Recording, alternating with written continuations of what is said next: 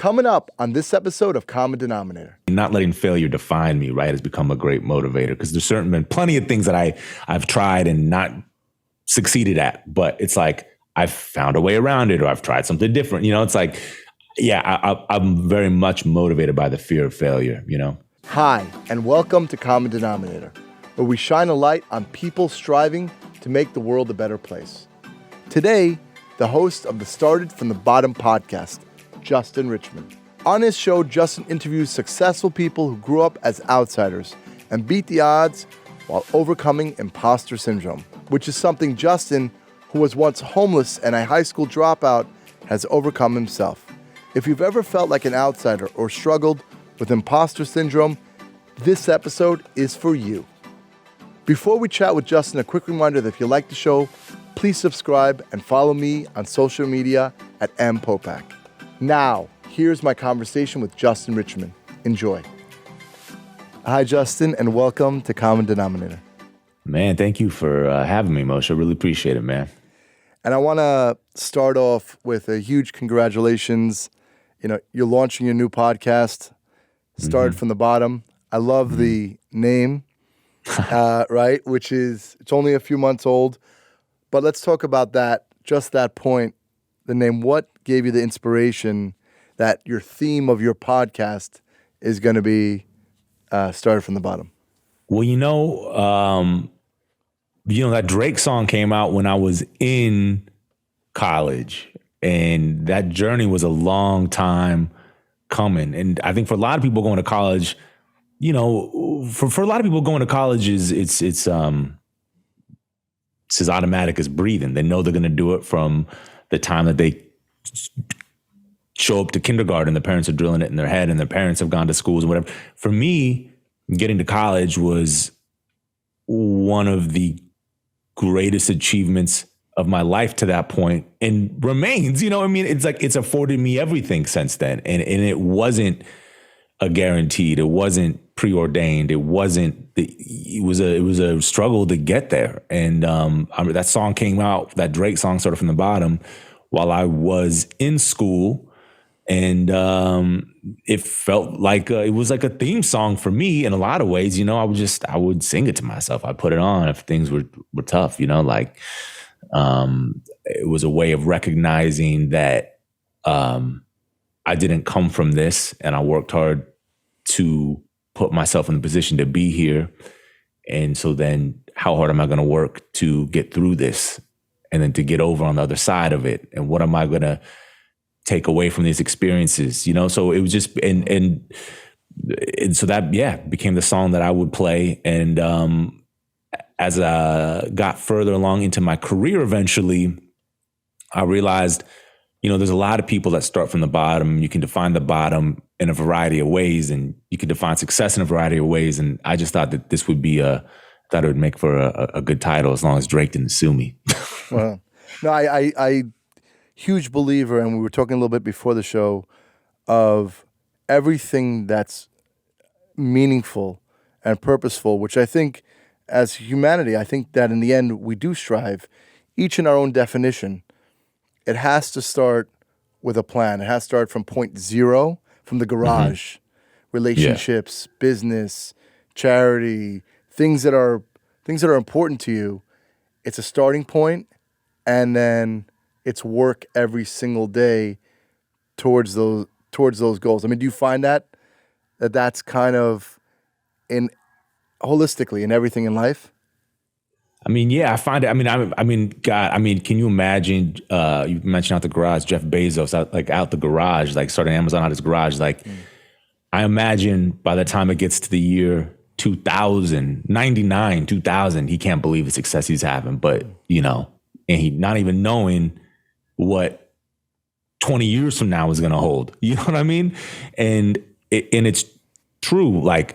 For me, the same amount of effort and work I put to get into college, I put into getting through college. I then put into figuring out what I was going to do after college. I still put in every day, every week, every year. And I want to maintain that level of effort. And I know as long as I'm putting that level of output out, good things seem to keep happening, So I'm always just trying to I was just trying to work hard, you know?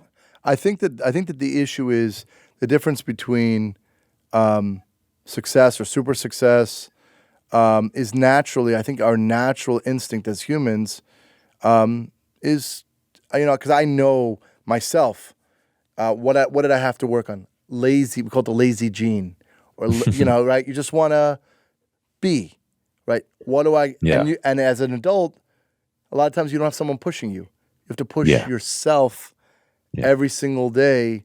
Yep. And I love that you say that. You talk about like the hard work, all the time, and just seeing the lineup. Your first podcast, right? You got Charlamagne the God. You have Suze Orman, Malcolm Gladwell. I'm just floored because it must be your story, and maybe you could share that happened before you launched your podcast, to have these relationships that from your hard work that you were able to be fortunate to know these people, super talented people all in their own right. Yeah, man. And it's like there's a clip from, I was talking to Tremaine Emery, who's a designer, fashion designer, creative in many different ways. And he's presently the creative director at Supreme, which is a clothing company, fashion brand. And, I was asking him, like, what does it take to be a creative director? And, he was, in so many words, highlighted that, there's a world where you become almost predatory in your obsession towards that end, and you make relationships solely to leverage those relationships to get to this thing that you want. But in his mind, he just did it by being him naturally, and he naturally wanted to cultivate relationships, and he naturally cultivated relationships. And so, I have been really fortunate to cultivate some relationships with some pretty incredible people. But it's always been by really weird, whether you call it accident or it's luck or I don't know. But it's always been that way. But when I meet them, I'm never, when I'm with these people, I'm never trying to leverage anything. It's just, to me, it's like, it's amazing. Like I've been one of these people I've been fortunate enough to be around a lot is Quincy Jones, the great Quincy Jones. And the number one thing that stands out to me about him is whether you're the president of the United States, the king of England, or the janitor sweeping up after the party, like he's one-on-one with you.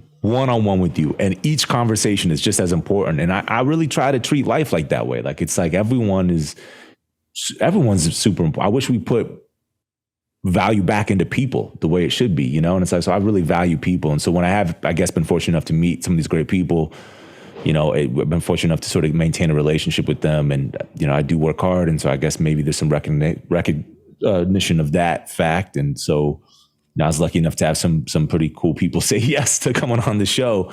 I guess maybe some of my story resonates too with them, hopefully. And I love that you say that. I've heard that a few times. The thing emotionally that people remember is exactly that whoever you're meeting, like you said, the lowest person, could be the janitor, could be someone sweeping, could be the president of the United States, that you're one-on-one. I've heard that a few times. Yeah. And when you're talking human to human, because that's what we want, that human connection. Yes. That's what I want the listeners to bring out. Like, treat each person exactly the same in the best way you can, by being extremely present as you can be. Yeah. As president, there's day to day, you're going to be better at that or not. There's all kinds of things going on in life. Like, but as long as you try, and I think people even recognize when you try and fail. Like, because you meet a lot of people and you just realize, like, oh, that person really is only out for themselves. You know what I mean? And you can just tell. So even when someone tries or makes the slightest effort, it's like, it really makes it, for me, it always leaves a huge impact on me. I always remember when someone is just some simple as holding a door open, things we forget to do these days, or just, hi, how you doing? Just the simplest little things, man. Simple little interactions throughout the day, man, can really just leave a deep, deep impact. I think we also have to recognize the impact of technology on our social being, right? So that's here. It's here to stay. Artificial intelligence, all these things, here to stay. So I think we have to be conscious to reverse that, meaning, like you're saying, put it away and connect with people, because that's the only thing that's actually going to be sustainable. It's only, and you know what, like, of course AI is going to be around, it's here to stay. And it's like, there's going to be some great uses for it. You know what I mean? But there's also going to be some really terrible uses for it. And I think as long as we're putting people first, I'm not sure I have the faith in us as a society to do this, but I think as long as we put people first and we recognize why this technology is important, it's important to help people to better our lives. And if we're thinking about it that way, I think we'll have a good run of it. And if we don't put people first, if we just get so caught up in the technology and the novelty of it, and we put the technology first, I think we're going to run into some problems. And it'll be curious. I mean, it's going to be interesting, man. It's going to be interesting to see how that all plays out. But, I think that's the root of everything is if we put, technologies, whether it was, whether it was fire or the wheel or AI, it's like, as long as you're thinking about it, how can this benefit us as people? Like, that's the key, right? Like, that's really where you want to be. Yeah, it's the only thing. Even if it's not regulated by government, you still have to create barriers for the positive. And we'll have to see how that plays out. But kind of talk about starting from the bottom. I know you're part of your journey, part of your life, was actually being homeless and dropping out of school at 14 years old. Yeah. Maybe we talk about that a little bit. Kind of what's going on in your mind at the time. And you've mentioned, just the achievement of getting into college. What was that journey like from 14 to then? What's kind of going on? Yeah. Homelessness was earlier in life. I was younger. I think it was 5th grade, something like that. And, by the time I become 14 and drop out, my confidence is shot. And it's shot because of, just a lot of life experiences, whether it was homelessness, the insecurity that comes with that, whether it was not being recognized by the education system, by the teachers I had, right, or by the infrastructure set up there. So by the time I'm 14, man, like, you're 14, your perception of the world starts to change. You start to recognize some of the fun that can be had, and I realize the system's not really working. It doesn't seem to have a use for me, and I start recognizing that there's things that are maybe I start recognizing the fun that can be had when I'm just playing outside the system. And so I really got, I got caught up in my life and the lives of people around me, and just kind of into like just not doing the best stuff, And so 14, I dipped, I did my freshman year of high school, like a 0-point-something GPA. They wanted me to go to a continuation school, which was just going to put me, which I just already knew and my family knew was already just going to put me in a worse situation in terms of the infrastructure around me. And so I just bailed, I just dipped. And I just did, can I curse on the show? Yeah, I think we do that sometimes. Okay. Yeah. I just dicked around for like a better part of a year. And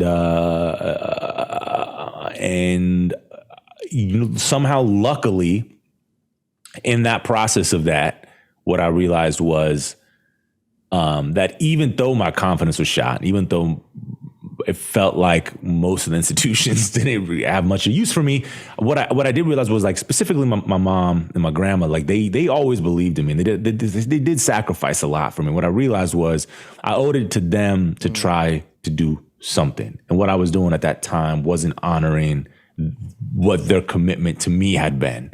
And so I don't know how that got in my head, because as I think back now to how it was at 14, and when I look at other 14-year-olds, and that's not the typical line of thinking. So I really got lucky. I don't know how somehow that was out in the atmosphere somewhere. I caught it, and I started thinking about how I wasn't honoring the commitment my parents made to me. And I just wanted to, I realized I had to try. And so I figured out a little loophole in the community college enrollment system that was basically like if you were 16 and or completed half a year of your sophomore year of high school, you could enroll at the community college. I think I fudged it and said I had done my sophomore year. I did something. I fudged something. I can't remember what now. And started in a community college. And that was like a 5-6 year journey in and of itself, where I was just learning about myself, man, you know? Yeah, but I think and what I was capable of. I think it's, right, there's always this moment. I think there's this moment where, you know, you think about your mom, your grandma, you know, and it's just like, okay, I got to get my act together a little bit. And, but it's like training also, like to show up, like you're talking about, to work hard. What goes on in your mind literally every day, right? So you're coming from that mindset of 14, right? That's fun. And then there's moments of like, maybe this is not so much fun. And then you're thinking about your life. So is that actually your tool for working hard every single day? Like you don't want that other life. Is that kind of I don't want it, you know, and I think that's the thing. When I was 14, I was hanging, you know, and there was older people around, and I'm seeing 18, 19, 20-year-olds, and I'm realizing like, man, these like if I'm keeping this up, like I'm going to end up in only a few years. It feels like a lifetime away, but really 14 to 20, I was able to realize, like, put that together. Like it's not that long. It's not that far away. And it's like, damn, I'm going to be a fucking loser, man. You know, I'm going to be a loser, and I don't want to be a loser, you know? And and the not failing became my motivation, you know, became like, okay, well, I wasn't going to go back to high school because that experience didn't validate me. And it also, by the time I realized this, like, you know, now I'm like a couple years out, and I just didn't want to have to go back to that whole process. Like, I don't want to start from square one. So I wanted to, but I was like, I can't just go through life with an 8th grade certificate, you know? So I was like, at that point, getting a college degree really became like life or death in my mind. And that really motivated me. And I found throughout my life that like not failing has been a great motivator for me. Not failing, but not letting failure define me, right, has become a great motivator. Because there's certainly been plenty of things that I've tried and not succeeded at, but it's like I've found a way around it, or I've tried something different. You know, it's like, I'm very much motivated by the fear of failure, you know? And I love that you use the words life and death, because that's beyond the bell curve, right? If you want success, super success, right? So unfortunately, there's so many regulations, there's so many things that we don't know of people that have control, of people that have, you know, that success that they're trying to protect, and then who's really looking out for you, right? And so you got to go and do things. Like I heard this great line the other day. It's like give and give and give and expect nothing. Always, your base should be that you expect nothing in return. Always. Yeah. If that's like your kind of base, and you're just doing, right, and then your reward is that success. Well, and that's the thing too. What I realized is that like, that the work has to be for me. So my confidence was shot because the system wasn't rewarding me. I felt like, and was not even not rewarding me. I felt like was actively working against me, you know, like was trying to, it almost felt like, school to me almost felt like a boot camp where they're just trying to break down you and your character, but without the building up part, right? It's like, it was just felt like a brutal assault on me and my, but what I had to realize is that like, and I still feel this way, like the work I put in isn't for that. Like I'm not putting in work necessarily to get the reward. I'm putting the work in because I know I'm capable of it and I enjoy it. You know, like I enjoy the work. And that's why I've always strove, even once I got out of school, to find work that I enjoy. Like I'm like, if I enjoy it, I'm just going to do it. Like I'm doing what I'm doing now, I would do for free. Now, don't tell my boss that, but for real, what I do now, I would do for free. And so it's like, I just want to do the work is its own reward. You know what I'm saying? And when you coming up how I came up, I didn't expect anything. I had zero expectations because, you know, wasn't much good anyways, right? And so I already had that mindset of having no expectations. So what I realized was, okay, if I have no expectations and I just do what I like, what's the worst that nothing bad could happen because I got nothing. So it's like, it's literally like, you know, I go through life. I expect nothing in return. I really don't. I don't believe that you should. I don't believe that that's like a, I don't know. You know, I guess I'm torn on that. Like, I guess, you know, there's certain things you should expect or demand, but really through life, I put everything on me, man. You know, it's like, what can I make out of the situation? If you're just joining us, you're listening to the Common Denominator podcast. My guest is Justin Richmond, the host of the Started from the Bottom podcast. Next week, I'll speak with Jody Stosky, a paramedical tattoo artist. It's a fascinating career, and she has helped over 10,000 clients by camouflaging surgical scars, skin grafts, acne scars, stretch marks, and more. She'll tell us how she got into it and how she helps people heal after trauma. Make sure to subscribe so you don't miss it. Now, back to the show. I think that as a society, we're seeing more and more, and I don't think it's a recipe for success, that entitlement, right? The entitlement is bad. The entitlement is actually, you have to become aware. And do I feel, kind of the way I think about it is like, do I feel entitled? If I do, it equals failure. If I want success, I have to reverse any feeling of entitlement. And then my reward should be the hard work. Let me get rewarded. My emotional being or my validation, right? Is that, it's like that, right? To your point, what you're saying. And I really then good things happen. Like, I don't know, like independent of that, while you're not watching, while you're not looking, while you're not paying attention, good things are happening and new opportunities are coming up. When you don't have that, I deserve this, but I deserve that. But you know what? Why you? What makes you so special that you deserve it versus all these other people working hard? So I feel like when you don't have that mindset of I deserve, and it's just, I want to do good work, whatever that work is. Hopefully it's in something you enjoy doing. I would recommend that you do that hard work and the things that you enjoy doing. It's like, again, that's going to be its own reward. And all these good things are going to happen really when you're not paying attention. And I know that you speak a lot about imposter syndrome, and I've done myself, and that's why one of the reasons why I really appreciate hanging out together here is to speak about that topic, because what is your feeling? Because I know you had to deal with that, and what's your take on imposter syndrome, and how do people deal with that? Man, you know, I feel like I'm just finally coming out. Maybe, who knows, on the other side of it. But yeah, like, I mean, for the longest time, again, just because my journey, like coming through my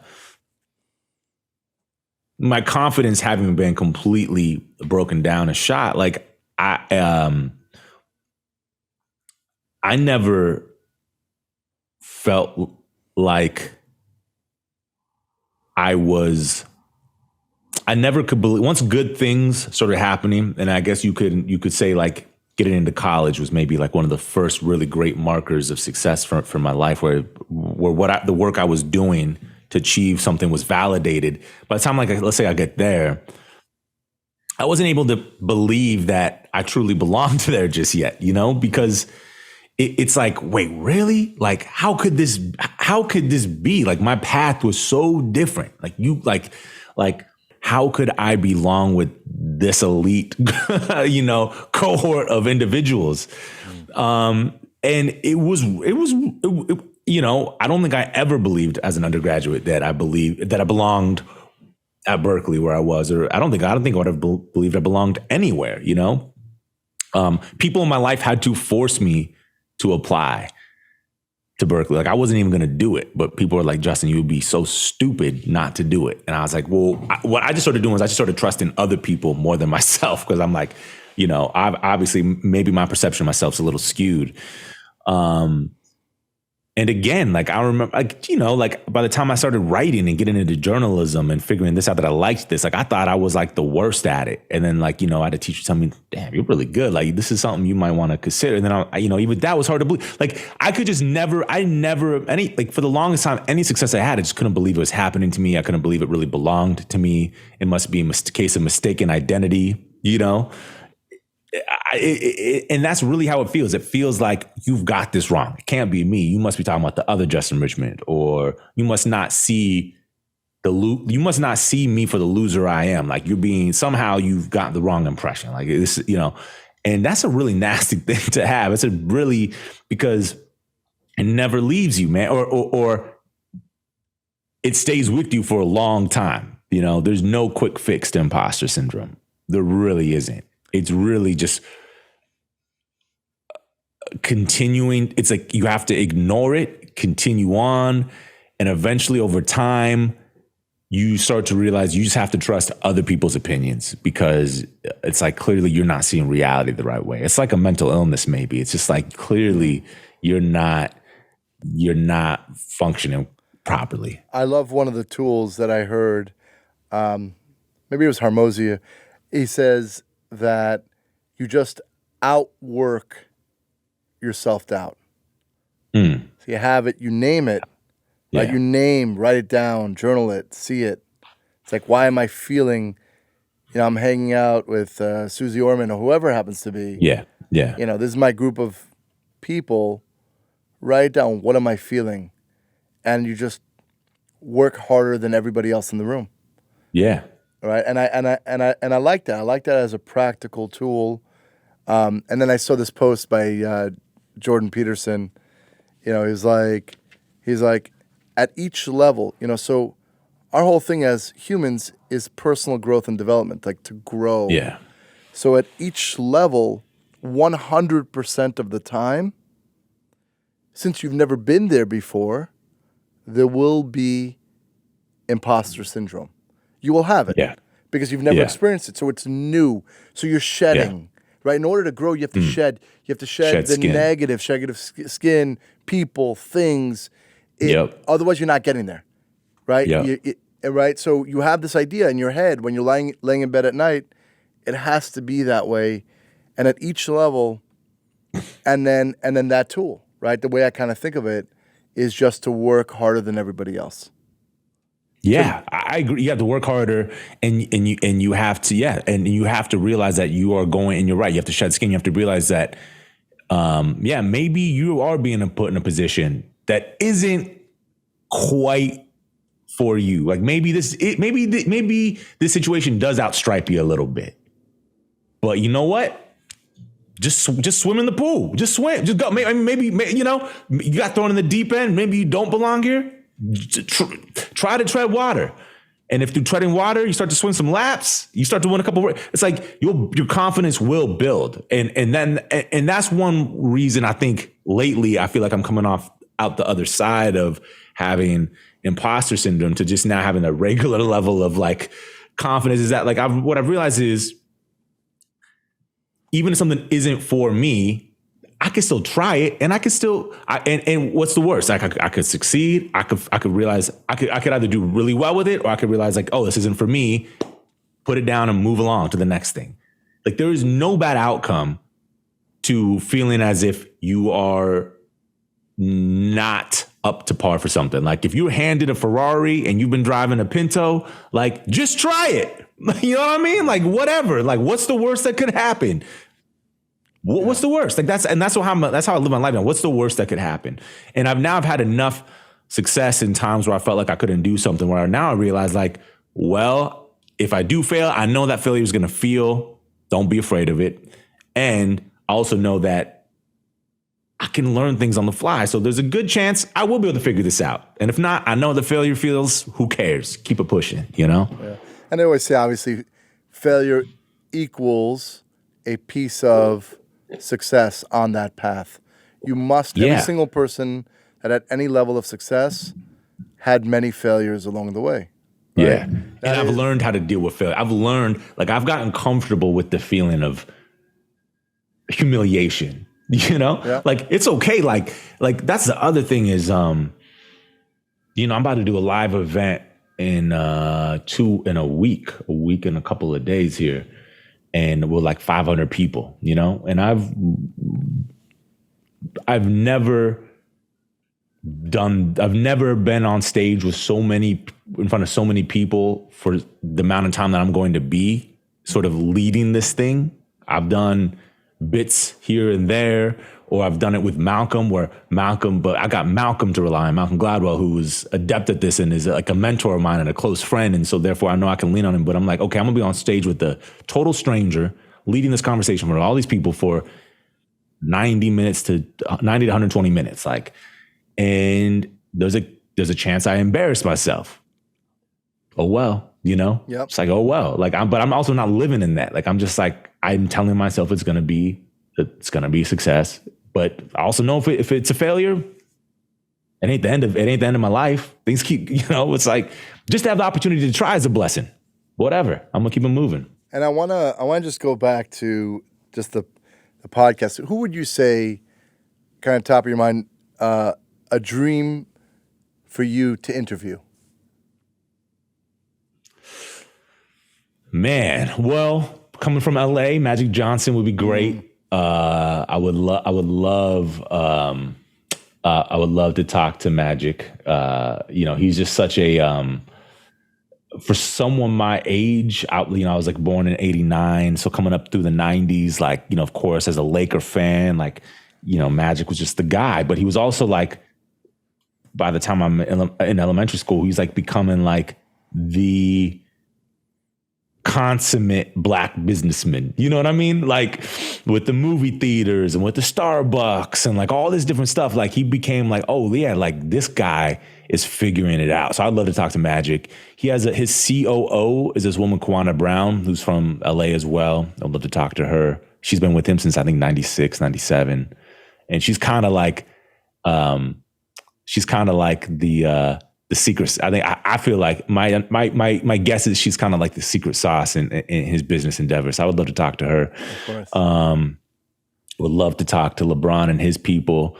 Would love to talk to I'd love to talk to Oprah. I'd love to. There's a lot of people out there, man. There's another woman. There's a woman I really want to talk to. She's Forrest Whitaker's production partner. She's from Forrest China. Whitaker, yeah. And she has an incredible. Story. Nina Yang Bon Jovi. Yeah. I do love that. When you talk about the secret sauce, I just want to point that out. Behind, right? They always say behind every successful man is even a better woman. Yeah. But even in the business sphere, no one person could do it alone. And so you need the opposite side, right? That COO. Yeah. Or that other side. If you're the creative, you need the business person. Yeah. And where everybody collaborates together, that brings it about. Right. And I want to just ask you, top of your mind, what is something you're grateful for?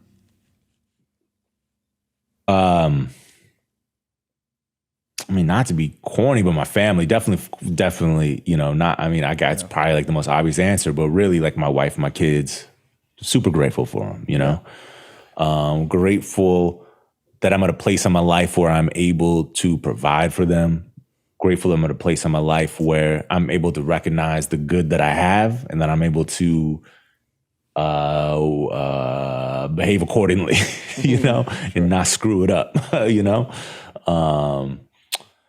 Yeah, man, I'm grateful that I'm able to be at a place in life where like I'm about to go on a little vacation with them and my mom and my grandma, right? And I'm able to like kind of like do things with them, my mom, my mother, and my grandmother that I wasn't able to do as a kid, right? And just kind of cool out a little bit. And one of the things I would be really grateful for is if I could get to a place where I could get them a home, a house, so they could just kick back and chill. But I got to get myself a house first, you know what I'm saying? Yeah. So we'll see how that goes. But that's the future that I'm looking forward to. Right there. Hopefully. And what's something about you that people don't know?